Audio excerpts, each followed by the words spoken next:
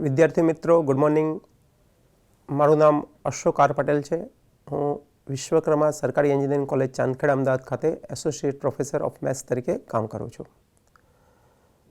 મિત્રો, ગયા લેક્ચરમાં આપણે શ્રેણિકની રિવિઝન સાથે સાથે એક ટોપિક નવો આપણે શીખ્યા, રો એસિલોન મેથડ અને રિડ્યુસ રો એસિલોન મેથડ. આ બે રીતોનો ઉપયોગ કરી શ્રેણિકની રેન્ક, શ્રેણિકનો ક્રમ કઈ રીતે શોધાય તે શીખ્યા. આજે આપણે આ જ ટોપિકમાંથી નવા ટોપિક તરફ જઈએ અને નવા ટોપિકમાં આપણે ઇન્વર્સ ઓફ એ મેટ્રિક્સ શીખીશું. મિત્રો, યુનિટ નંબર 6 એનો ટોપિક છે મેટ્રાઇસિસ.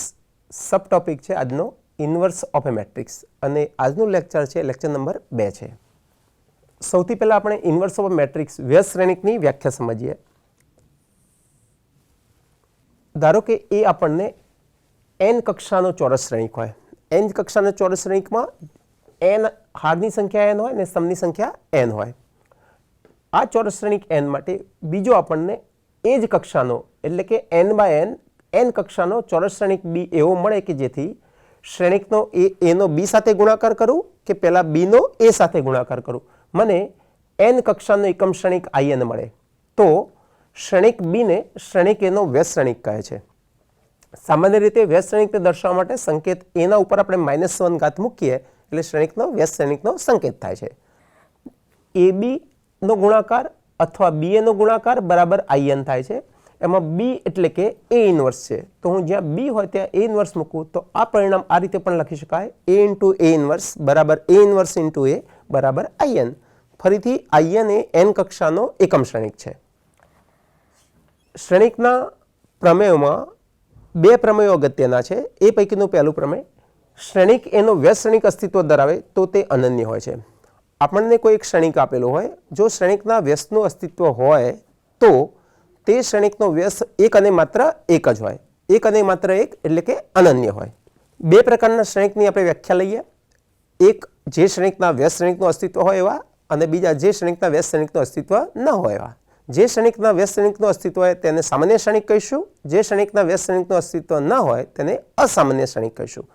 મિત્રો, સામાન્ય શ્રેણિકને અંગ્રેજીમાં નોન સિંગ્યુલર મેટ્રિક્સ તરીકે ઓળખવામાં આવે છે. તો નોન સિંગ્યુલરમાં હાલ કહ્યું મુજબ જે ચોરસ શ્રેણિકના વ્યસ્ત શ્રેણિકનું અસ્તિત્વ હોય તો તે ચોરસ શ્રેણિકને સામાન્ય શ્રેણિક કહે છે.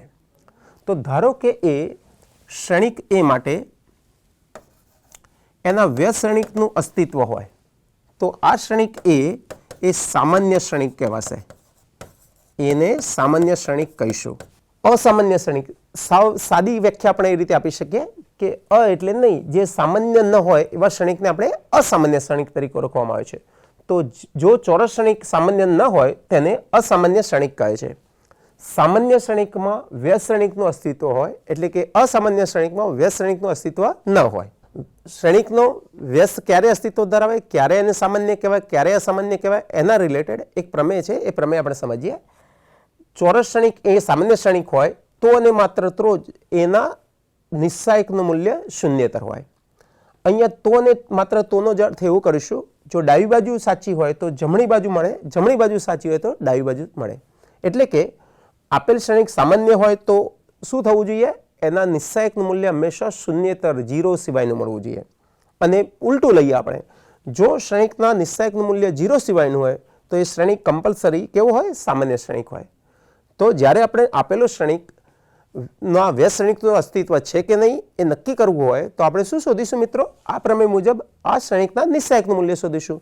જો નિસ્સાયકનું મૂલ્ય 0 આવશે તો આપણે ત્યાં એવું લખીશું કે નિસ્સાયકનું મૂલ્ય 0 હોવાથી શ્રેણિકના વ્યસ્ત શ્રેણિકનું અસ્તિત્વ નથી. જો એનો નિસ્સાયક 0 સિવાયનો આવે તો ત્યાં આપણે લખીશું કે શ્રેણિકના વ્યસ્ત શ્રેણિકનું અસ્તિત્વ છે. હવે આગળ જઈએ મિત્રો. ધોરણ 11માં અને 12માં શ્રેણિક પ્રકરણમાં આપે શ્રેણિકનો વ્યસ્ત કઈ રીતે શોધાય શીખી ગયા છો. શ્રેણિકનો વ્યસ્ત શોધવા માટે ત્યાં આપણે જે રીત ઉપયોગ કરતા હતા એ રીત આવી હતી, એનો ઇન્વર્સ, એનો વ્યસ્ત શ્રેણિક બરાબર એનો એડજોઇન્ટ ભાગ્યા એનો ડિટર્મિનન્ટ. એનો એડજોઇન્ટ એટલે એનો સહવયવ શ્રેણિક, એના સહવયવમાંથી જે શ્રેણિક મળે એ શ્રેણિકના હાર અને સ્તંભની અદલાબદલી કરીએ એટલે કે એનો પરિવર્ત શ્રેણિક શોધીએ તો આપણને એક શ્રેણિક મળે છે જેને એડજોઇન્ટ ગુજરાતીમાં લખીશું સહ અવયવ શ્રેણિક. સઅવયવ શ્રેણિક. આ સઅવયવ શ્રેણિક કઈ રીતે મળે છે? તો સૌથી પહેલા મને સઅવયવ શ્રેણિક મળે. આ સઅવયવ શ્રેણિકના હાર અને સ્તંભની અદલા બદલી કરું એટલે એનો પરિવર્ત શ્રેણિક લઉં તો મને સઅવયવ શ્રેણિક મળે. આ સઅવયવ શ્રેણિકને આપણે એડજોઇન્ટ ઓફ એ તરીકે ઓળખવામાં આવે છે. ટૂંકમાં એને આપણે એડીજે લખીશું. તો આ શ્રેણિકનો સૌથી પહેલા વ્યસ્ત શ્રેણિક અસ્તિત્વ ધરાવે છે કે નહીં આપણે નક્કી કરીએ. વ્યસ્ત શ્રેણિકનું અસ્તિત્વ ક્યારે ધરાવશે? જ્યારે એનો નિસ્સાયકનું મૂલ્ય શૂન્યતર હશે. તો શ્રેણિક કેવો શ્રેણિક હશે? સામાન્ય શ્રેણિક હશે. આપેલા શ્રેણિકનો આપણે નિસ્સાયક શોધીએ. તો નિસ્સાયક શોધવા માટે શું કરવાનું છે? જે શ્રેણિક આપે છે એને એના જ હાર, એના જ સ્તંભને એના જ ક્રમમાં રાખી એનો ક્રમ બદલ્યા વગર આપણે એને શ્રેણિક સ્વરૂપથી નિસ્સાયક સ્વરૂપમાં લખી દઈએ. તો 2 - 3 5 4. આનો અગ્રવિકર્ણના ઘટકો થશે 2 × 4 જેનો ગુણાકાર 8 થશે. પ્રતિવિકર્ણના ઘટકો થશે 5 અને -3 જેનો ગુણાકાર માઇનસ અને -15. એટલે ઓવરઓલ આનું સાદુરૂપ થશે 23. આ જે જવાબ આવ્યો એ જવાબ 0 સિવાયનો છે. એનો નિસ્સાયક 0 સિવાયનો મળ્યો તો આ પ્રમેય મુજબ એના સામાન્ય શ્રેણિક થશે કે એટલે કે એના વ્યસ્ત શ્રેણિકનું અસ્તિત્વ હશે. તો એ ઇન્વર્સ મળે એટલે કે એ ઇન્વર્સનું અસ્તિત્વ છે. હવે એક આપણે જવાબ પૂરો કર્યો, એનો નિસ્સાયક શોધી કાઢ્યો. હવે આપણે એડજોઇન્ટ શોધવો છે. તો 2/2 માટે એડજોઇન્ટ શોધવા માટે એક આપણે શોર્ટકટ જોઈ લઈએ મિત્રો, જે આપણને ખૂબ જ ફાયદાકારક રહેશે.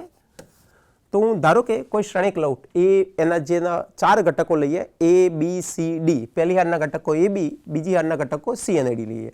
એનો એડજોઇન્ટ શોધવા માટે આપણે શું કરવાનું છે મિત્રો? તો એના અગ્રવિકર્ણના જે ઘટકો છે એની અદલા બદલી કરવાની રહેશે. તો અગ્રવિકર્ણના ઘટકો A અને D છે એના બદલે આપણે D અને A લખીએ. પ્રતિવિકર્ણના ઘટકો હાલ એમના એમ લખી દઉં અને પછી એનું ચિહ્ન બદલી દઈએ. તો પ્રતિવિકર્ણના ઘટકો B અને C છે એનું ક્રમ બદલવાનો નથી, માત્ર એનું ચિહ્ન જ બદલવાનું છે.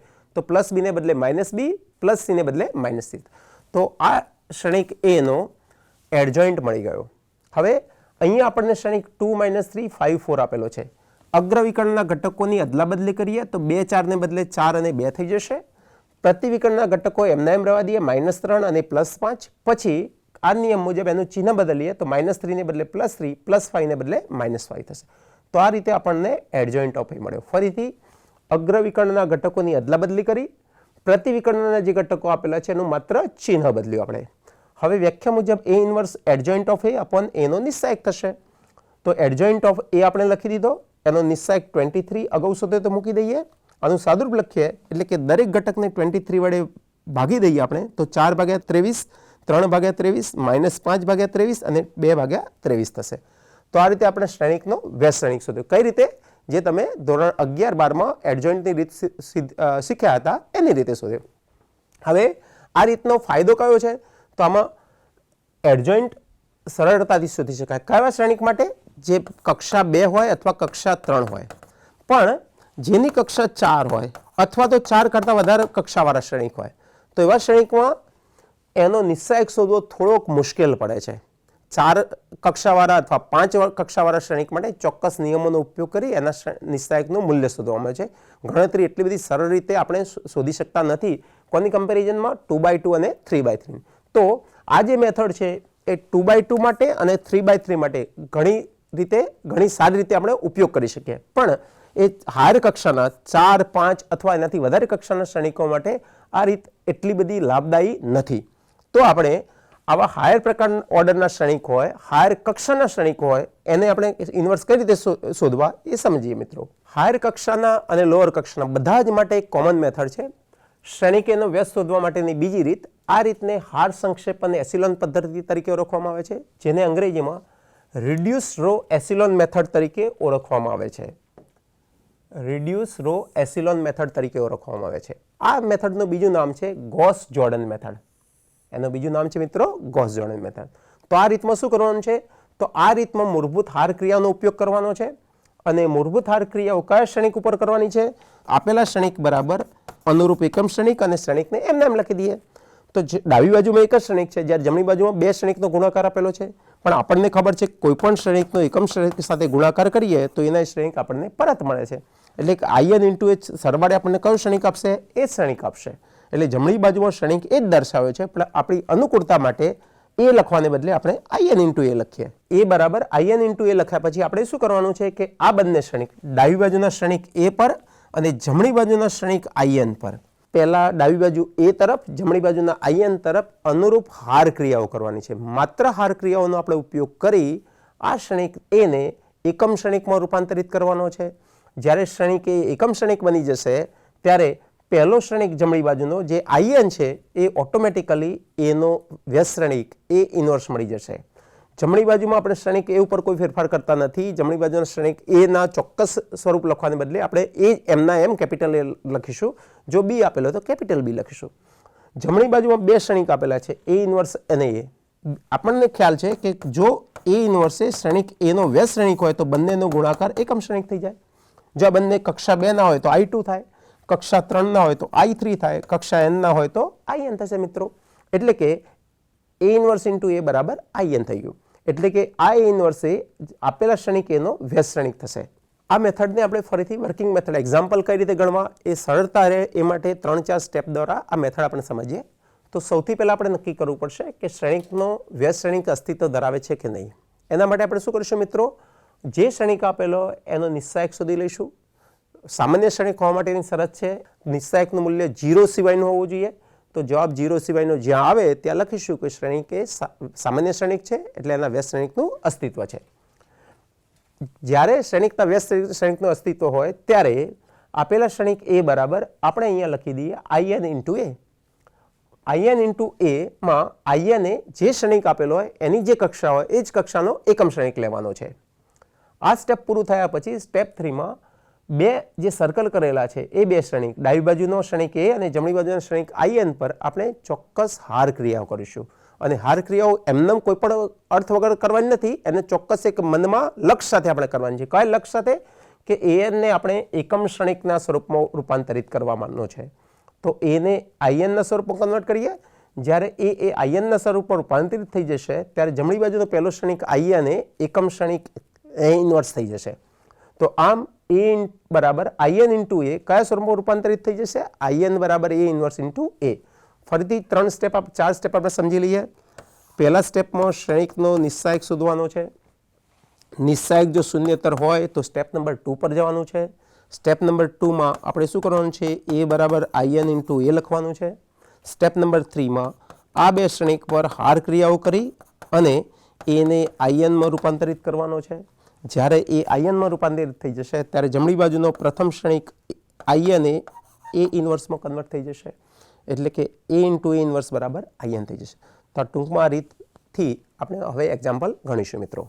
મેથડનો ખ્યાલ આવે એ માટે આપણે સૌથી પહેલાં 2x2 પછી 3x3 અને શક્ય હોય તો 4x4 પ્રકારના એક્ઝામ્પલ ગણીશું. આપણે 2x2 થી શરૂઆત કરીએ. હાર સંક્ષેપન એસિલોન રીત. ફરીથી હાર સંક્ષેપન એસિલોન રીત એનું બીજું નામ છે ગોસ-જોર્ડન અથવા તો રિડ્યુસ રો એસિલોન ફોર્મ. તો એનો ઉપયોગ કરી આ ક્ષણિકનો વ્યસ્ત ક્ષણિક શોધવાનો છે. મિત્રો આપણે રીત ફોલો કરીએ. સૌથી પહેલાં આપેલા ક્ષણિકને આપણે એ નામ આપી દઈએ. તો અહીં એ બરાબર 1 to 2 minus 1. 1 to 2 minus 1. ક્ષણિકનો વ્યસ્ત અસ્તિત્વ ધરાવે છે કે એને ચેક કરવા માટે એનો નિસ્સાયક શોધવો પડશે. તો ક્ષણિકને બદલે હું નિસ્સાયકનો સિમ્બોલ લખું ઘટકોનો ફેરફાર કર્યા વગર. હવે એનો અગ્રવિકર્ણ 1 into -1 એટલે -1 થશે, -2 into 2 એટલે 4 થશે, સાદુરૂપ થયું -5. આ જે જવાબ મળ્યો એ જવાબ 0 સિવાયનો છે. જવાબ 0 સિવાયનો હોવાથી આપણે અહીંયા લખી શકીએ કે શ્રેણિક એ કેવો શ્રેણિક છે મિત્રો? સામાન્ય શ્રેણિક છે. શ્રેણિક એ સામાન્ય શ્રેણિક છે. સામાન્ય શ્રેણિક હોવાથી શું થશે મિત્રો? તો સામાન્ય શ્રેણિક હોવાથી એના વ્યસ્ત શ્રેણિકનું અસ્તિત્વ હશે. તો એ ઇન્વર્સનું અસ્તિત્વ છે. એ ઇન્વર્સનું અસ્તિત્વ છે. હવે એ ઇન્વર્સ શોધવા માટે પહેલી રીતે પણ શોધી શકાય. એ ઇન્વર્સ બરાબર adjoint of A upon determinant of A. પણ આપણને એક્ઝામ્પલની રકમમાં એક રીત ચોક્કસ આપણને નિર્દેશ કરેલો છે. કઈ રીત નિર્દેશ કરેલી છે? હાર સંક્ષેપન એસિલોન. તો આ રીત આપણે જાણતા હોવા છતાં આ રીતથી ગણી શકીશું નહીં. જો આવી મેથડ ત્યાં આપણને સ્પેસિફાઈ ન કરેલી હોય, નિર્દેશ ન કરેલો હોય તો કોઈ પણ મેથડથી ગણી શકાય. પણ અહીંયા ચોક્કસ મેથડ આપેલી હતી એ મેથડને આપણે ફોલો કરીએ. હવે શું કરવાનું થશે મિત્રો? તો સૌથી પહેલાં આપણે લખવાનું થશે કે એ બરાબર IN ઇન્ટુ એ લખવાનું થશે. ક્ષણિક એ આપણે લખી દીધો. IN એટલે કે બે કક્ષાનો એકમ શ્રેણિક. બે કક્ષાના એકમ શ્રેણિકને આપણે 1001 દ્વારા દર્શાવવામાં આવે છે. તો ત્યાં લખી દઈએ 1001. જમણી બાજુના શ્રેણિક એમાં કોઈ ફેરફાર કરવાનો નથી, એનું ચોક્કસ સ્વરૂપ લખવાનું નથી, માત્ર આપણે એ જ લખીએ. હવે ડાબી બાજુમાં જે શ્રેણિક આપેલો છે એને આપણે એકમ શ્રેણિક બનાવવો છે. કયો શ્રેણિક બનાવવો છે મિત્રો? I2. I2ના ઘટકો કયા હોય? 1001. તો પહેલો ઘટક અહીંયા 1 હોવો જોઈએ, એની નીચેનો ઘટક 0 હોવો જોઈએ. તો આપણે શરૂઆત એવી કરીએ કે આ ઘટક 1 છે એનો ઉપયોગ કરી આ ઘટક 2 ને 0 બનાવવાનો પ્રયત્ન કરીએ. તો એના માટે હાર ક્રિયાઓનો ઉપયોગ કરીએ મિત્રો. તો હાર ક્રિયાઓનો ઉપયોગ આ રીતે થશે. પહેલી હારને આ જે ઘટક 2 આપ્યો છે એનો વિરોધી લઈએ તો 2 નો વિરોધી થશે -2 અને અનુરૂપ હાર એટલે કઈ હારમાં? બીજી હારમાં આ ક્રિયા ઉમેરીએ તો એનાથી આપણને ફાયદો શું થશે મિત્રો? તો 1 2 પહેલા બે ઘટકો એમના એમ રહેશે. આ બંને ઘટક 1 અને 2 ને આપણે -2 વડે ગુણી દઈએ તો સાદુરૂપ થશે -2 અને -4. -2 અને -4. બે ઘટકો 1 અને 2 આપેલા છે એને -2 વડે ગુણાકાર કરી લીધો તો -2 અને -4 થયા. એના નીચેના જે અનુરૂપ ઘટકો છે એ નોંધી લઈએ તો નીચેના અનુરૂપ ઘટકો 2 અને -1 છે, સાદુરૂપ થશે 0 અને -5. તો અનુરૂપ ઘટકો થયા બીજી હારના 0 અને -5. 0 અને -5. તો આ ક્રિયા આપણે ડાબી બાજુના શ્રેણિકમાં કરી. જે ક્રિયા મિત્રો આપણે ડાબી બાજુના શ્રેણિકમાં કરી છે એ જ સમાન ક્રિયા જમણી બાજુના એકમ શ્રેણિક પર કરવાની છે. જમણી બાજુના એકમ શ્રેણિકની પહેલી હાર 1 0 છે. આ જે હાર ક્રિયા કરી એ સેમ હાર ક્રિયા અહીંયા કરીશું. પહેલી હારને -2 વડે ગુણીએ તો 1 × -2 0 × -2 સાદુરૂપ થયું -2 અને 0. અનુરૂપ ઘટકોમાં ઉમેરી દઈએ. અનુરૂપ ઘટકો 0 અને 1 છે તેનું સાદુરૂપ થશે મિત્રો -2 અને +1. તો એ બે ઘટકો અહીં આપણે નોંધી લઈએ -2 અને +1 અને શ્રેણિક એ એમના એમ રાખીએ. હવે ફરીથી આપણે આ શ્રેણિકને કયા સ્વરૂપમાં કન્વર્ટ કરવો હતો? આપણે તો શ્રેણિકને 1001માં રૂપાંતરિત કરવો હતો. તો પહેલી હારના પહેલા ઘટકની નીચે બીજી હારનો પહેલો ઘટક 0 લાવવો હતો. એ 0 અહીંયા આવી ગયો એટલે કામ પૂરું થયું. હવે બીજી હારનો બીજો ઘટક 1 જોઈએ જે અહીંયા કેટલો આપેલો છે? -5 આપેલો છે. તો આ -5 ને આપણે 1માં રૂપાંતરિત કરવાનું છે. 1માં રૂપાંતરિત કરવા માટે આ ઘટકને એના જ ઘટકના વ્યસ્ત વડે આપણે ભાગી દઈએ તો -5 ભાગ્યા -5 એટલે કેટલા થશે? 1 થશે. તો અહીંયા હું હાર ક્રિયા લખીશ. બીજી હારના દરેક ઘટકને -5 વડે ભાગી દઈએ. આ ક્રિયા માત્ર બીજી હારમાં થશે તો પહેલી હારમાં કોઈ ફેરફાર થશે નહીં મિત્રો. તો પહેલી હારના બંને ઘટકો એમના એમ લખીએ 1 2. બીજી હારમાં 0 ભાગ્યા -5 અને -5 ભાગ્યા -5 એટલે એનું સાદુરૂપ થશે 1. ડાબી બાજુના શ્રેણિક ઉપર ક્રિયા પૂરી કરી. જમણી બાજુના શ્રેણિક ઉપર ક્રિયા લખીએ. પહેલી હારમાં કોઈ ફેરફાર નથી. પહેલી હાર 1 0. બીજી હાર -2 અને 1 ઘટકો છે તો -2 ને -5 વડે ભાગ્યા, 1 ને -5 વડે ભાગ્યા તો સાદુરૂપ 2/5 અને -1/5 થઈ જશે. તો અહીંયા 2/5 અને -1/5 નોંધી લઈએ. શ્રેણિક એમાં કોઈ ફેરફાર નથી. હવે ફરીથી આ શ્રેણિકને દરેક સ્ટેપમાં આપણે લખીશું કે આપણું રિક્વાયરમેન્ટ આપણે છેલ્લા કયા સ્વરૂપમાં રૂપાંતરિત કરવો છે તો 1001માં 1 0 અને 1 આ ત્રણ ઘટકો આપણી જરૂરિયાત મુજબ મળી ગયા. હવે આ ઘટક પહેલી હારનો બીજો ઘટક 0 હોવો જોઈએ એના બદલે અહીંયા ઘટક 2 આપેલો છે તો આ ઘટકને આપણે કોઈ પણ રીતે 0 બનાવવો છે. તો બીજી હારના ઘટકને 0 બનાવવા પહેલી હારના બીજા ઘટકને 0 બનાવવા માટે આપણે શું કરીએ? બીજી હારનો ઉપયોગ કરીએ મિત્રો. બીજી હારને R2 દ્વારા દર્શાવીએ. એને આ ઘટકના વિરોધી એટલે કે -2 વડે ગુણીએ અને પહેલી હારમાં ઉમેરી દઈએ તો આવો ફેરફાર થશે. બીજી હારમાં કોઈ ફેરફાર નહીં થાય. 0 1 એમને એમ રાખીએ. બીજી હારના ઘટકો 0 અને 1 ને -2 વડે ગુણી દઈએ મિત્રો. સાદુરૂપ 0 અને -2 મળશે. એને અનુરૂપ ઘટકો 1 અને 2માં ઉમેરી દઈએ તો 0 + 1 1 -2 + 2 0. તો આના ઘટકો થઈ ગયા 0 અને 1. ડાબી બાજુનું સાદુરૂપ આપવામાં કોઈ એટલી તકલીફ થતી નથી. જમણી બાજુમાં જોઈએ. જમણી બાજુમાં જો વ્યસ્ત અપૂર્ણાંક ઘટકો છે. જ્યારે અપૂર્ણાંક ઘટકો સાથે આપણે કામ કરતા હોય ત્યારે બહુ ચીવટથી કામ કરવું પડશે મિત્રો. તો બે ઘટકો છે 2/5 અને -1/5. આને કેટલા વડે ગુણવાના છે? -2 વડે.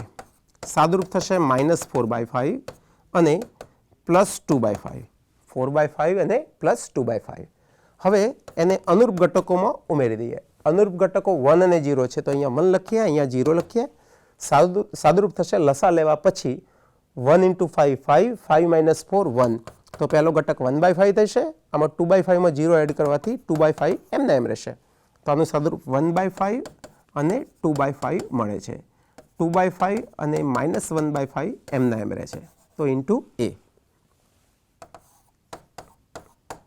મિત્રો આપણે ડાબી બાજુના શ્રેણિકને કયા સ્વરૂપમાં લાવો તો 1 0 0 1 માં અહીંયા ચેક કરીએ આપણે તો પહેલી હારના ઘટકો 1 0 એમના જરૂરિયાત મુજબના આવી ગયા. બીજી હારના ઘટકો 0 1 તો પહેલેથી જ હતા એટલે 0 1 પણ આપણને મળી જાય છે. એટલે કે ડાબી બાજુનો શ્રેણિક એ કેવો શ્રેણિક થઈ ગયો? એકમ શ્રેણિક, જેની કક્ષા કેટલી થશે? 2. તો ત્યાં I2 લખું.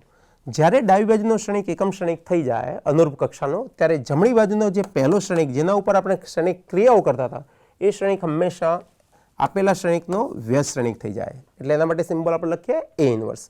તો આમ A ઇન્વર્સ બરાબર કયો શ્રેણિક થયો? તો 1/5 2/5 2/5 અને -1/5 -1/5 થયો. તો માગેલ શ્રેણિક 1/5 2/5 2/5 અને -1/5 થાય છે. મિત્રો આપણો જવાબ સાચો છે ખોટો એને આપણે ચકાસણી કરી લઈએ. ચકાસણી કઈ રીતે કરીશું? તો એનો એડજોઇન્ટ અને એના નિસ્સાયક વડે ભાગી દઈએ.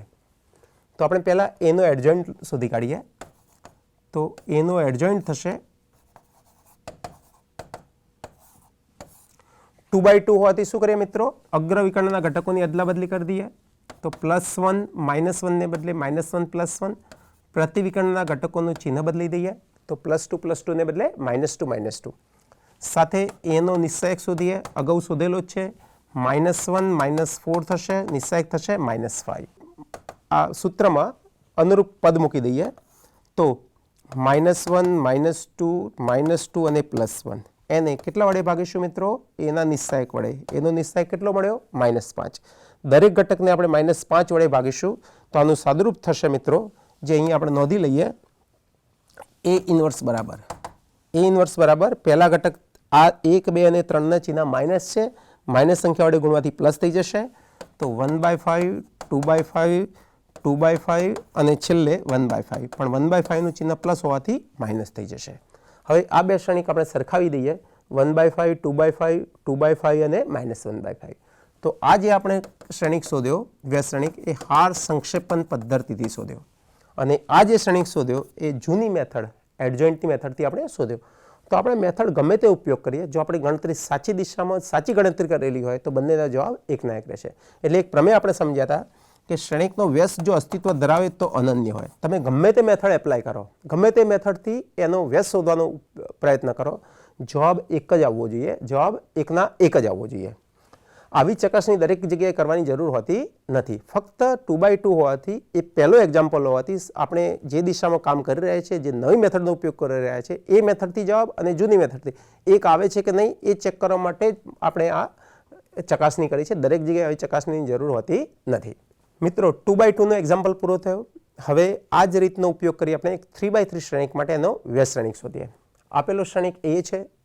વર્કિંગ મેથડના સ્ટેપ યાદ કરીએ તો સૌથી પહેલાં શું કરીશું? શ્રેણિકનો વ્યસ્ત અસ્તિત્વ ધરાવે છે કે નક્કી કરીશું. એ નક્કી કરવા માટે શું કરવું પડશે મિત્રો? તો શ્રેણિકનો નિસ્સાયક શોધવો પડશે. તો આ શ્રેણિકનો નિસ્સાયક આપણે શોધીએ. તો નિસ્સાયક સ્વરૂપ 1 2 3 2 5 3 1 0 8 થશે.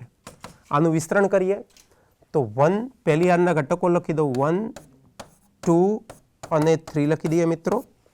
હવે પહેલો સ્તંભ હાઈડ કરી દઈએ. બાકીનો જે ઉપનિસ્સાયક મળશે માઇનોર એનો ગુણાકાર કરીએ. 5 × 8 40 માઇનસ આ બંનેનો ગુણાકાર 0 થશે. બીજો સ્તંભ હાઈડ કરી દઈએ તો 2 અને 8 16 થશે, -3 થશે. ત્રીજી હારમાં ત્રીજો સ્તંભ હાઈડ કરી દઈએ તો 0 -5 મળશે. ચિહ્ન થશે પ્લસ માઇનસ અને પ્લસ થશે. ફરીથી ચેક કરી લઈએ મિત્રો. 1 40 -0 -2 16 -3 +3 0 -5. સાદુરૂપ થયું +40 માઇનસ આનું સાદુરૂપ 13 થશે. 13 × 2 26 થશે વત્તા 3 × 5 15 થશે. ચિહ્ન થશે માઇનસ. 26 ને 15 41 થશે. 40 - 41 એટલે જવાબ થયો -1. આમ એનો નિસ્સાયકનું મૂલ્ય આપણે શોધી કાઢ્યું. તો નિસ્સાયકનું મૂલ્ય મળ્યું -1 જે જવાબ 0 સિવાયનો છે. એટલે એનો વ્યસ્ત શ્રેણિક A ઇન્વર્સ મળે અથવા લખી શકાય એ ઇન્વર્સનું અસ્તિત્વ છે, એ ઇન્વર્સનું અસ્તિત્વ છે. હવે હાર સંક્ષેપણ પદ્ધતિનો આપણે ઉપયોગ કરી શકાય તો લખીએ આપણે અહીંયા હાર સંક્ષેપણ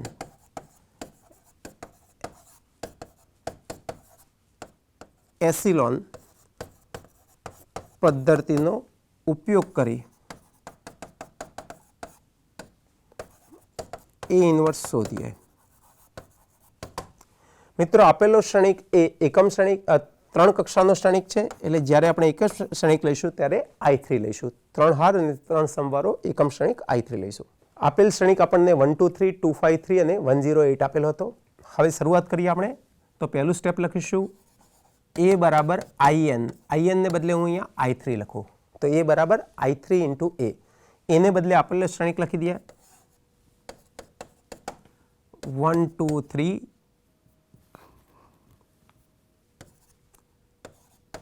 2 5 3 1 0 8. એકમ શ્રેણિકના વિકર્ણો ઉપર ઘટકો 1 1 હશે, બાકીના બધા જ ઘટકો 0 હશે ઇન્ટુ શ્રેણિક a. અગાઉના એક્ઝામ્પલમાં કર્યું એ મુજબ આ શ્રેણિક a ઉપર કોઈ ફેરફાર કરવાનો નથી મિત્રો. શ્રેણિક એમાં કોઈ ફેરફાર કરવાનો નથી, એને એમ લખીશું. હવે ડાબી બાજુનો જે શ્રેણિક છે એને કયા સ્વરૂપમાં રૂપાંતરિત કરવો છે મિત્રો? તો 1 0 0 0 1 0 0 0 અને 1 ના સ્વરૂપમાં. એટલે એને હાર સંક્ષેપણ એસિલોન પદ્ધતિમાં આપણે શું કરીએ છીએ, વિકર્ણ ઉપર ઘટક 1 1 લાવીએ, વિકર્ણની નીચેના અને વિકર્ણની ઉપરના બધા ઘટકો 0 લાવીએ. તો આ બે ઘટકો મારે 2 અને 1 છે, એને બદલે મારે શું જોઈએ છે 0 0. તો 0 0 લાવવા માટે આપણે બે હાર ક્રિયાનો ઉપયોગ કરીએ. પહેલી હારનો ઉપયોગ કરીએ. પહેલી હારને આ ઘટકના વિરોધી -2 વડે ગુણીએ, બીજી હારમાં ઉમેરીએ. સાથે સાથે ફરીથી આપણે બીજું એક હાર ક્રિયા લઈએ.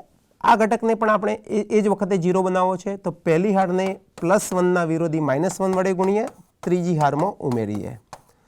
તો આવો ફેરફાર ડાબી બાજુના શ્રેણિક ઉપર અને I3 ઉપર કરી દઈએ. પહેલી હારમાં કોઈ ફેરફાર કરતા નથી, પહેલી હાર એમને એમ રાખીએ 1 2 3.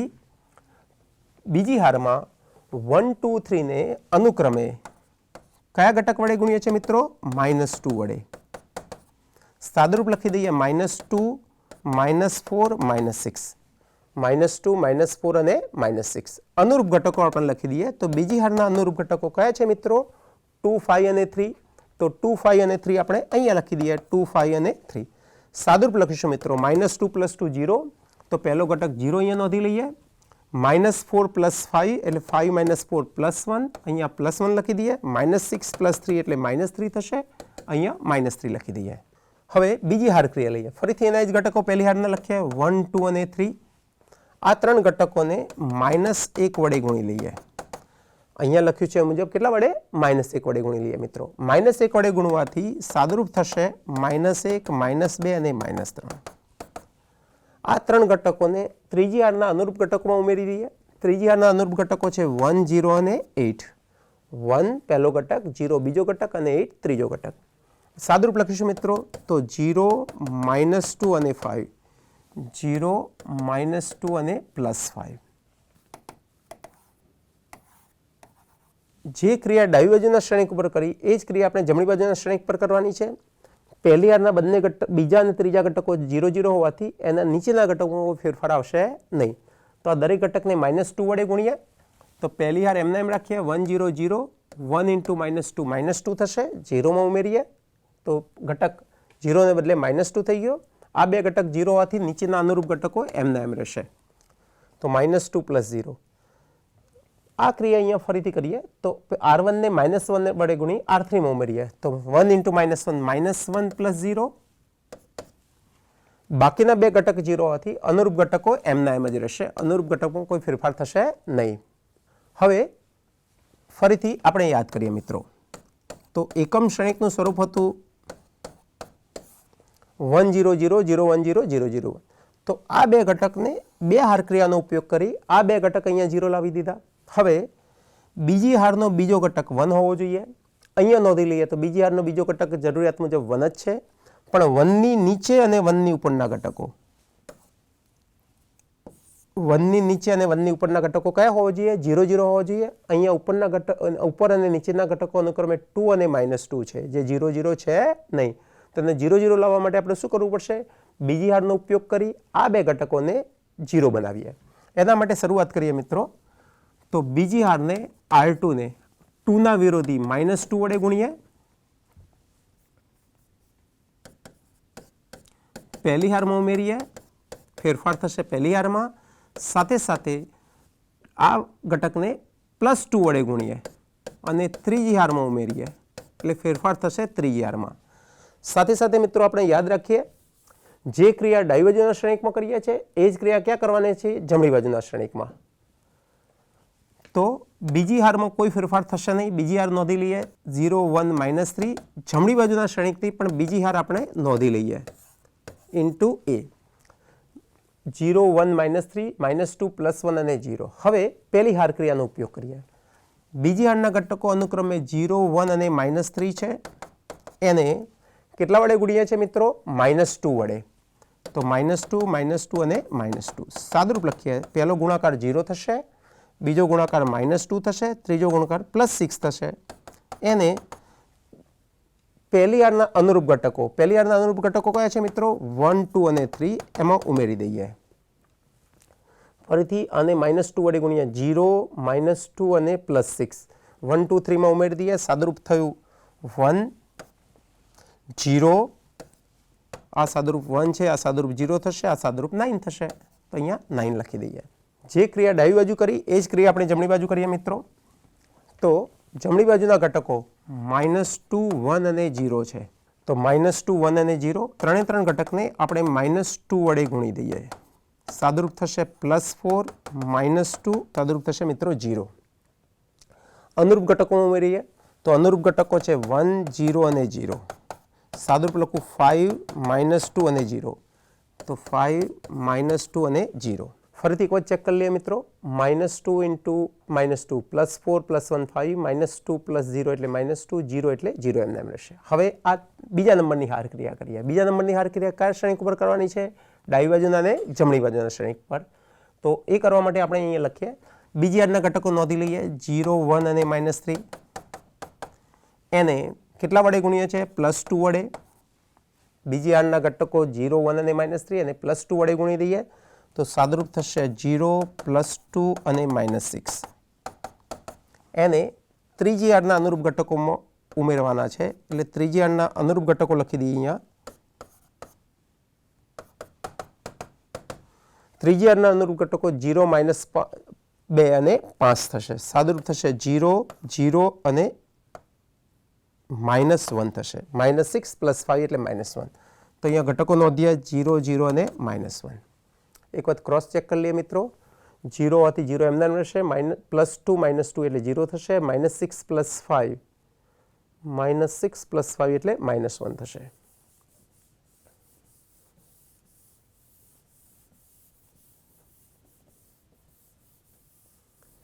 મિત્રો આ જ ક્રિયા ક્યાં કરવાની છે? જમણી બાજુના શ્રેણિક પર. આપણે કઈ હારનો ઉપયોગ કરીએ છીએ? R2 નો. તો R2 ના ઘટકો નોંધી લઈએ.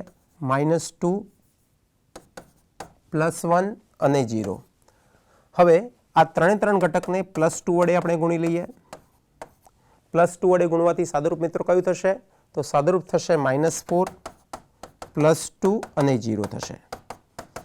અને ક્યાં ઉમેરવાના છે? અનુરૂપ હારમાં. અનુરૂપ હારમાં એટલે કઈ હારમાં? ત્રીજી હારમાં. તો ત્રીજી હારના ઘટકો લખીએ -1 0 અને +1. સાદુરૂપ થશે -5 +2 અને 1. -5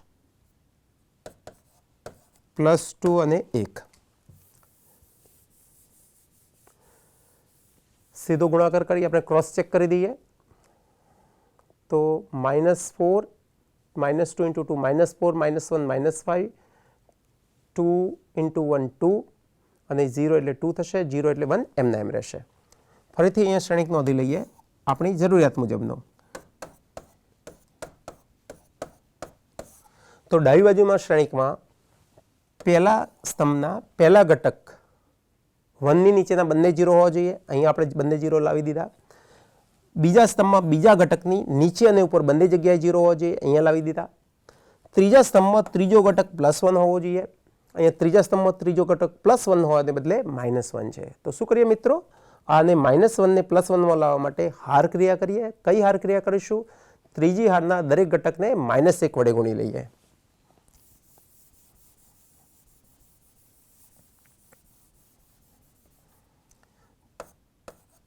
R3 ના દરેક ઘટકને -1 વડે ગુણીએ. આ ક્રિયા કઈ હાર ઉપર થશે? માત્ર ત્રીજી હાર ઉપર. ડાબી બાજુના અને જમણી બાજુના શ્રેણિકોમાં પહેલી અને બીજી હારમાં કોઈ ફેરફાર થશે નહીં. પહેલી હાર એમને એમ નોંધી લઈએ. 109 5 -2 અને 0 0 1 -3 -2 1 0 0 0 કેટલા વડે ગુણ્યા છે? -1 વડે. પહેલા બેમાં 0 હોવાથી કોઈ ફેરફાર થશે નહીં. ત્રીજો ઘટક -1 છે અને -1 વડે ગુણીએ એટલે +1 થશે. અહીંયા -5 ને -1 વડે ગુણીએ +5 થઈ જશે. 2 ને -1 વડે ગુણીશું તો -2 થશે અને -1 થઈ જશે. તો અહીંયા ફેરફાર થયો 5 -2 અને 1. હવે આ જ જોઈશું તો આ પહેલી સ્તંભમાં આપણી રિક્વાયરમેન્ટ પૂરી થઈ, બીજા સ્તંભમાં રિક્વાયરમેન્ટ પૂરી થઈ, ત્રીજા સ્તંભમાં ત્રીજો ઘટક 1 હોવો જોઈએ, એ આપણે લાવી દીધો. પણ 1 ની ઉપરના બંને ઘટકો 0 હોવા જોઈએ, કારણ કે વિકર્ણની નીચેના ઘટકો 3 0 થઈ ગયા. વિકર્ણની ઉપરના 3 પૈકીનો એક જ ઘટક 0 થયો. હજી આ બે ઘટકને 0 કરવાના બાકી છે મિત્રો. તો ફરીથી બે હાર ક્રિયાઓ લઈશું. ત્રીજી હારનો ઉપયોગ કરી આ ઘટકને 0 બનાવીશું. ફરીથી ત્રીજી હારનો ઉપયોગ કરી આ ઘટકને પણ આપણે 0 બનાવીશું. આપણે સ્ટેપ નોંધી લીધું. હવે આપણે શ્રેણિકની આપણી રિક્વાયરમેન્ટ હતી મિત્રો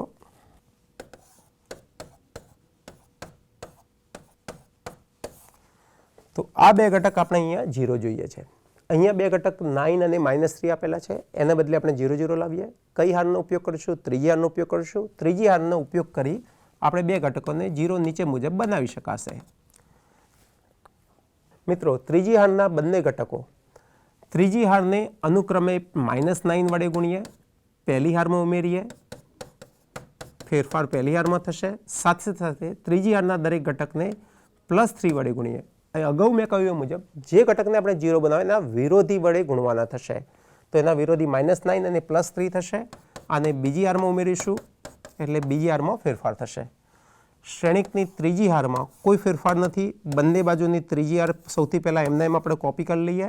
0 0 1 5 -2 અને -1 0 0 1 5 -2 અને -1. આ હાર ક્રિયા પહેલાં કરીએ તો આ બે ઘટક 0 હોવાથી એના અનુરૂપ ઘટકો એમના એમ રહેશે 1 0. અહીંયા 1 × -9 થશે, એનો સરવાળો +9 સાથે 0 થઈ જશે. એ જ ક્રિયા અહીંયા લખીએ તો 5 -2 અને -1 R3 ના ઘટકો નોંધી લીધા. દરેકને -9 વડે ગુણી દઈએ. સાદરૂપ નોંધી લઈએ તો સાદરૂપ થશે -45 +18 અને +9. -45 +18 અને +9 થશે. એને R1 ના અનુરૂપ ઘટકોમાં ઉમેરી દઈએ. R1 ના અનુરૂપ ઘટકો 5 -2 અને 0 છે. સાદરૂપ થશે -45 +5 એટલે -40, 18 -2 એટલે 16 અને 9 થશે. તો અહીંયા નોંધી લઈએ મિત્રો -40, 16 અને 9 R1 ના ઘટકો થઈ ગયા. આની ચકાસણી કરી લઈએ તો R3 ને -9 વડે ગુણીએ તો -45 + 5 એટલે -40, 18 -9 -2 એટલે +18, -2 એટલે 16 અને -1 થી માઇનસ પ્લસ થઈ જશે. 9 + 0 એટલે 9. તો આ ક્રિયાના અનુરૂપ ઘટકો આપણે સાચા લખી દીધા. હવે આ ક્રિયા કરીએ. ફરીથી R3 ના બંને ઘટકો પહેલા અને બીજા 0 હોવાથી અનુરૂપ ઘટકો એમના એમ રહેશે 0 1. અનુરૂપ ઘટકોમાં કોઈ ફેરફાર થશે નહીં.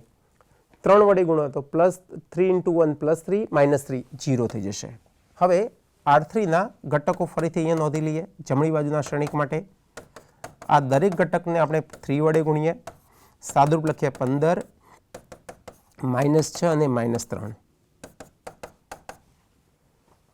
5 ને 3 વડે ગુણીએ 15, -2 ને 3 વડે ગુણીએ -6, -1 ને 3 વડે ગુણીએ -3. R2 ના અનુરૂપ ઘટકોમાં ઉમેરી દઈએ તો અનુરૂપ ઘટકો -2, 1 અને 0 છે. સાદરૂપ છે 15 - 3 13, -6 + 1 -5 અને -3 + 0 3. એટલે સાદરૂપ અહીંયા લખી દઈએ 13, -5 અને -3. દરેક ઘટકને 3 વડે ગુણ્યા તો 15 - 2, 3 × 2 -6 + 1 -5 અને -3 + 0 એટલે -3. તો મિત્રો આમ ડાબી બાજુનો શ્રેણિક એ કયો શ્રેણિક થઈ ગયો? એકમ શ્રેણિક. તો ત્યાં નોંધી લઈએ I3 બરાબર A ઇન્વર્સ ઇન્ટુ A.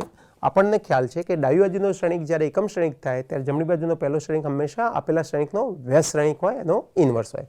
તો આમ શ્રેણિક A નો ઇન્વર્સ આપણને મળી ગયો A ઇન્વર્સ બરાબર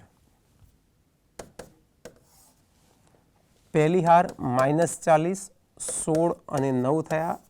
બીજી હારના ઘટકો 13, -5 અને -3 થયા. ત્રીજી હારના ઘટકો 5, -2 અને -1 મળી ગયા. જો આપણે ચકાસણી કરવી હોય તો શ્રેણિક A અને A ઇન્વર્સનો ગુણાકાર કરો તમે તો શ્રેણિક કેવો થાય? એકમ શ્રેણિક. પણ અહીંયા ચકાસણીની કોઈ જરૂરિયાત રહેતી નથી, કારણ કે જમણી બાજુમાં A અને A ઇન્વર્સ છે, એનો ગુણાકાર કેવો થઈ ગયો? એકમ શ્રેણિક અહીંયા છે જ. તો હવે ચકાસણી કરવાની કોઈ જરૂરિયાત રહેતી નથી.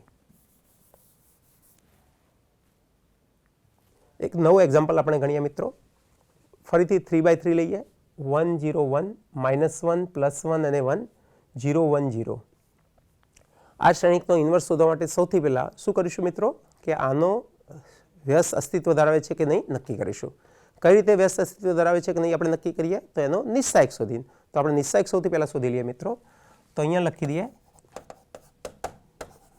A નો નિસ્સાયક 1 0 1 -1 1 1 0 1 0. હવે આનું સાદુરૂપ લખીએ મિત્રો. પહેલી હારના ઘટકો હું લખી દઈશ.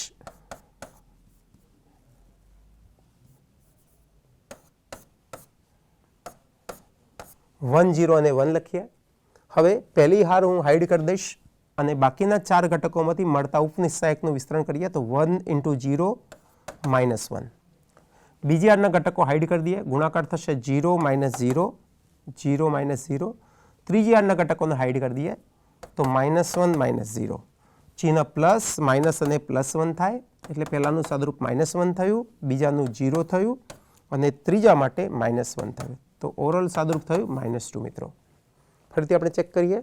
0 -1 0 છે, ચેક કરવાની જરૂર નથી. -1 -0 એટલે -1 -1 -2 મળ્યા. આમ એના નિસ્સાયકનું મૂલ્ય -2 એટલે કે કેવું મળ્યું મિત્રો? 0 સિવાયનું મળ્યું.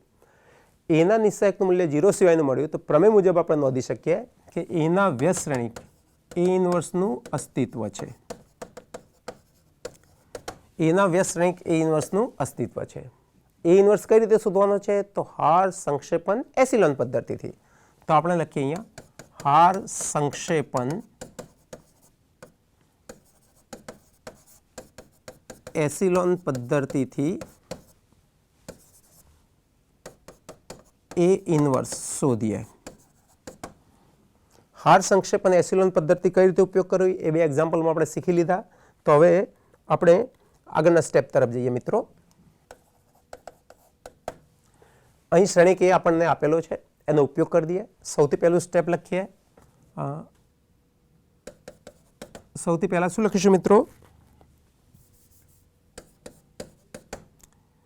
આપેલ શ્રેણિક A બરાબર એકમ શ્રેણિક ગુણ્યા A. ફરીથી 3/3 શ્રેણિક હોવાથી આપણે એકમ શ્રેણિક તરીકે I3 લઈએ મિત્રો. હવે ડાબી બાજુમાં આપેલું શ્રેણિક લખી દઈએ તો 1 0 1 -1 +1 +1 0 1 0 બરાબર I3 1 0 0 0 1 0 0 0 1 ત્રણ કક્ષાનો એકમ શ્રેણિક. ડાબી બાજુના શ્રેણિકને એકમ શ્રેણિક I3 માં રૂપાંતરિત કરવો છે. I3 નોંધી લઈએ મિત્રો. પહેલા ઘટક 1 ની નીચેના બંને ઘટકો બીજી અને ત્રીજી હારના પ્રથમ ઘટકો કેવા હોવા જોઈએ? 0 હોવા જોઈએ. બે પૈકીનો એક ઘટક આપણને 0 પહેલેથી જ આપેલો છે, તો એની ચિંતા કરવાની જરૂર રહેતી નથી. જે ઘટક 0 નથી આપેલો એ ઘટકને આપણે 0 બનાવીએ. કઈ ક્રિયાનો ઉપયોગ કરીએ? હાર ક્રિયાનો. કઈ હાર ઉપયોગ કરીશું મિત્રો? તો પ્રથમ હાર. તો પહેલી હારને આ જે ઘટક આપ્યો છે એના વિરોધી વડે એટલે +1 વડે ગુણીએ, બીજી હારમાં ઉમેરી દઈએ. મિત્રો અહીંયા એક ભૂલ થવાની શક્યતા છે, એટલે આપણે શું કરવાશું? જે ક્રિયા ડાબી બાજુના પહેલા શ્રેણિકમાં કરીએ એ જ જમણી બાજુની ક્રિયા એ જ વખતે તમારે સાથે કરી લેવાની છે. તો બંને બાજુના શ્રેણિકની પહેલી હાર હું એમને એમ કોપી કરી લઉં. 1 0 1 અહીંયા પણ ભૂલ ન થાય માટે લખીએ 1 0 0 અને શ્રેણિક એ. અનુરૂપ ઘટકને 1 વડે ગુણીએ તો 1 × 1 0 × 1 1 × 1. આ ઘટકો 1 0 1 થશે. એને અનુરૂપ ઘટકોમાં ઉમેરીએ તો 1 -1 0 0 + 1 1 + 1 2 થઈ ગયા. તો આ ક્રિયા કરવાથી ડાબી બાજુના શ્રેણિકની ઘટકો થઈ ગયા 0 1 અને 2 થઈ ગયા. અહીંયા થશે 1 1 અને 0. ત્રીજી હારમાં કોઈ ફેરફાર હાલ કરતા નથી. ત્રીજી હાર એમના એમ કોપી કરી લઈએ તો 1 ની નીચેના બંને ઘટકો 0 થઈ ગયા. હવે બીજી હારના બીજા ઘટકની ઉપર અને નીચે 0 હોવો જોઈએ. અહીંયા ઘટક નીચે 0 સિવાયનો છે, ઉપર 0 આપેલો છે, એટલે માત્ર એક જ ઘટકને આપણે 0 બનાવવાનો છે. તો ફરીથી હું બીજી હારના દરેક ઘટકને આ જે ઘટક આપેલો છે 1 એના વિરોધી વડે ગુણીએ. એટલે કેટલા વડે ગુણ્યા? -1 વડે. અને કઈ હારમાં ઉમેર્યા? ત્રીજી હારમાં. તો ફેરફાર થશે ત્રીજી હારમાં. ફેરફાર થશે ત્રીજી હારમાં. તો આમ પહેલી હાર એમના એમ 1 0 1, જમણી બાજુમાં પણ પહેલી હાર એમના એમ 1 0 0. બીજી હારમાં ફેરફાર નથી કરતા એટલે 0 1 2 1 1 0. ત્રીજી હારમાં પહેલો ઘટક 0 હોવાથી એને અનુરૂપ નીચેનો ઘટક એમના એમ રહેશે 0. -1 + 1 0 થઈ જશે. 2 × 1 એટલે -2 + 0 -2 થઈ જશે મિત્રો. અહીંયા થશે 1 × -1 એટલે -1 + 0 એટલે -1 થશે. ફરીથી -1 થશે. 0 હોવાથી નીચેનો ઘટક એમના એમ રહેશે. ત્રીજી હારનો ત્રીજો ઘટક કેટલો હોવો જોઈએ? 1 હોવો જોઈએ. અહીંયા હાલ 2 આપેલો છે. આપણે શું કરીએ મિત્રો? ત્રીજી હારના દરેક ઘટકને -2 ના વ્યસ્ત વડે એટલે -1/2 વડે ભાગી દઈએ. એટલે કે આ ક્રિયા થશે ત્રીજી હારમાં. પહેલી હારમાં કોઈ ફેરફાર નથી. બીજી હારમાં કોઈ ફેરફાર નથી. ત્રીજી હારમાં 0 0 2/2 ચિહ્ન --+1 થઈ જશે. પહેલી હાર એમના એમ, બીજી હાર એમના એમ, ત્રીજી હારમાં +1/2 +1/2 અને -1/2 × a. હવે ત્રીજી હારના ત્રીજા ઘટકનો ઉપયોગ કરી આ બે ઘટકને 0 બનાવી દઈએ. બે હાર ક્રિયાઓ એક સાથે લઈએ. ત્રીજી હારના દરેક ઘટકને -1 વડે ગુણી પહેલી હારમાં, સાથે સાથે ત્રીજી હારના દરેક ઘટકને -2 વડે ગુણી બીજી હારમાં ઉમેરી દઈએ મિત્રો. તો આ ક્રિયા અહીંયા ફટાફટ આપણે નોંધી લઈએ. 0 0 1 1 0 -1 + 1 0 થઈ ગયા. અહીંયા 0 1 -2 + 2 0 થઈ ગયા. જમણી બાજુમાં ત્રીજી હાર 1/2 1/2 અને -1/2 છે.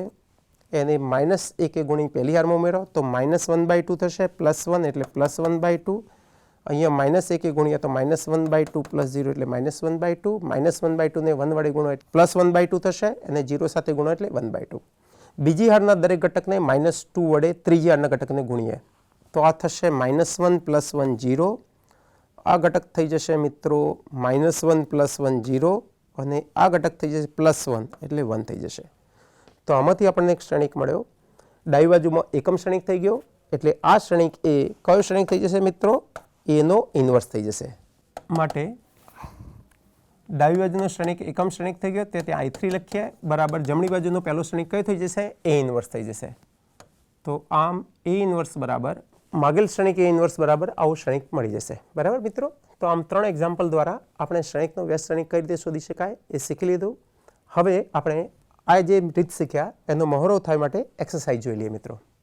મિત્રો આ 3 એક્ઝામ્પલ જે મેં સ્વાધ્યાયમાં આપેલા છે એ એક્ઝામ્પલ આપણે ત્રણે એક્ઝામ્પલ માટે હું તમને 1 બાય 1 હિન્ટ આપી દઉં અને પછી આપણે એને બાકીની ગણતરી તમે સરળતાથી કરી શકશો. તો પહેલા 2 એક્ઝામ્પલ માટે આપણે પહેલા એક્ઝામ્પલથી શરૂઆત કરીએ. સૌથી પહેલાંનો વ્યસ્ત અસ્તિત્વ ધરાવે છે કે નહીં નક્કી કરવા માટે આપણે એનો નિશ્ચાયક શોધી કાઢીશું.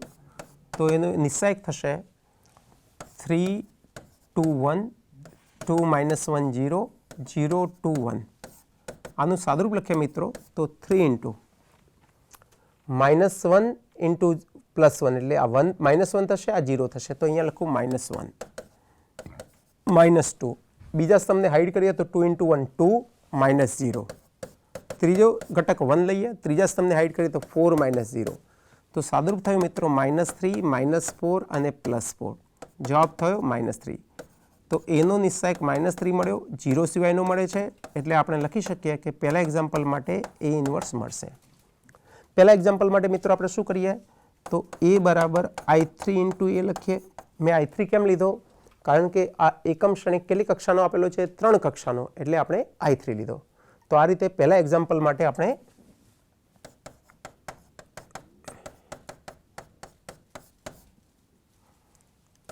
સમજી લીધું. હવે બીજા એક્ઝામ્પલ માટે આપણે સમજીએ. તો બીજા એક્ઝામ્પલ માટે આપણે શું કરીએ મિત્રો, તો બીજા એક્ઝામ્પલમાં ક્ષણિક આપણને આપેલો છે એને એ દ્વારા દર્શાવીએ. એનો નિસ્સાયક આપણે શોધી લઈએ મિત્રો. તો એનો નિસ્સાયક 3 -3 4 2 -3 4 અને 0 -1 +1 છે. હવે આનું સાદુરૂપ લખી દઈએ આપણે. તો 3 into -3 into +1 -3 minus of minus +4. બીજો ઘટકનું ચિહ્ન માઇનસ હોય, ઘટક પોતે -3 હોવાથી એમને એમ રાખીએ આપણે. બીજો સ્તંભ હાઈડ કરી દઈએ. તો 2 ઇન્ટુ 1 2 -0 ઇન્ટુ 4 +4 2 ઇન્ટુ -1 -2 અને ઘટક 0. સાદુરૂપ લખતા પહેલાં ફરીથી એક વખત ક્રોસ વેરીફાઈ કરીએ. તો -3 +4 -3 2 -0 અને 4 -2 +0. 4 -3 +1 થશે, +1 ઇન્ટુ 3 એટલે 3 થશે. અહીંયા માઇનસ ઓફ માઇનસ +3 અને અહીંયા 2 એટલે 6 લખી દો મિત્રો. અહીંયા થશે -8, 9 -8 +1 થયા. તો અહીંયા આપણે લખીએ એના નિસ્સાયકનું મૂલ્ય થયું +1. આ મૂલ્ય કેવું મળે છે, 0 સિવાયનું મળે છે, માટે એનો વ્યસ્ત શ્રેણિક એ ઇન્વર્સ મળે. ફરીથી આ શ્રેણિક માટે એ બરાબર I3 ઇન્ટુ એ લખીશું. I3 ને બદલે એકમ શ્રેણિક 1 0 0 0 1 0 0 0 1 લખીશું. અને એને બદલે આપેલો શ્રેણિક આપણે નોંધી લઈએ. 3 -3 4 2 -3 4 અને 0 -1 +1. આના ઉપર હાર ક્રિયા કરી આ શ્રેણિકને આપણે એકમ શ્રેણિક 1 0 0 0 1 0 અને 0 0 1માં રૂપાંતરિત કરવાનો પ્રયત્ન કરીશું. જે ક્રિયાઓ ડાબી બાજુના શ્રેણિક પર કરીશું એ જ ક્રિયાઓ એ જ વખતે જમણી બાજુના પહેલા શ્રેણિક એકમ શ્રેણિક પર કરીશું. આ જ્યારે શ્રેણિક એ બનશે ત્યારે આ પહેલો શ્રેણિક કયો શ્રેણિક બનશે મિત્રો, એ ઇન્વર્સ બની જશે. તો આ જ રીતે આપણે ચોથા એક્ઝામ્પલનો પણ નિસ્સાયક શોધી, એ નિસ્સાયક જો 0 સિવાયનો આવે તો આપણે લખી શકીએ કે એનો વ્યસ્ત શ્રેણિક મળે, અને વ્યસ્ત શ્રેણિક શોધવા માટે આ રીતનો આપણે ઉપયોગ કરી શકીશું. ત્રીજા એક્ઝામ્પલમાં નિસ્સાયક શોધવા માટે થોડીક તમારે અલગ રીત વિચારવી પડશે. હું જાણી જોઈ આ એક્ઝામ્પલ તમારા માટે છોડું છું, જેથી તમે બુક વાંચો, રેફરન્સ મટીરિયલ વાંચો અને 4x4નો શ્રેણિકનું કઈ રીતે વિસ્તરણ થાય એ વિસ્તરણ તમે જાતે સમજો. તો આજે આપણે શ્રેણિકના વ્યસ્ત શ્રેણિકની વ્યાખ્યાથી શરૂઆત કરી. શ્રેણિકનો વ્યસ્ત શ્રેણિક ક્યારે વ્યાખ્યાયિત હોય ક્યારે ન હોય એ સામાન્ય અને અસામાન્ય શ્રેણિકની વ્યાખ્યા ઉપરથી આપણે શીખ્યા. પછી આપણે જૂની એક રીત જે અગાઉ શીખેલા હતા એ રીત યાદ કરી લીધી. ઇન્વર્સ શોધવા માટે એડજોઇન્ટની રીત, એડજોઇન્ટની રીતથી એક એક્ઝામ્પલ આપણે રિવિઝન માટે કરી દીધો. એના પછી આપણે નવી રીત ગોસ જોર્ડન મેથડ અથવા હાર સંક્ષેપણ એસિલોન પદ્ધતિ અથવા રો રિડ્યુસ એસિલોન મેથડથી આપણે 3 એક્ઝામ્પલની ગણતરી કરી. આ જે 3 એક્ઝામ્પલની ગણતરી કરી પછી તમને પોતે પ્રેક્ટિસ કરી શકો એ માટે બીજા 2-3 એક્ઝામ્પલ મેં સ્વાધ્યાય તરીકે આપને આપ્યા છે મિત્રો. આમ આજનું લેક્ચર અહીંયા હું પૂરું કરું છું. આપ સર્વેનો ખૂબ ખૂબ આભાર. Thank you.